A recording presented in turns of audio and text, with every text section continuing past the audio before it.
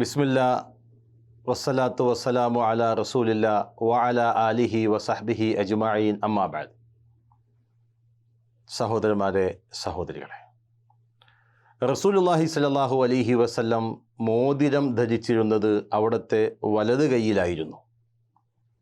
ഇമാം തിർമിദി തൻ്റെ അശ്ശമാഇലുൽ മുഹമ്മദിയയിൽ ഉദ്ധരിക്കുന്ന സ്വഹീഹായ ഹദീസിൽ കാണാം, അലി ഇബ്നു അബീ ത്വാലിബ് റളിയല്ലാഹു അൻഹു നിവേദനം ചെയ്യുന്ന ഹദീസിൽ നബി സല്ലല്ലാഹു അലൈഹി വസല്ലം അവിടുത്തെ മോതിരം വലത് കൈ വിരലിലായിരുന്നു അണിഞ്ഞിരുന്നത്.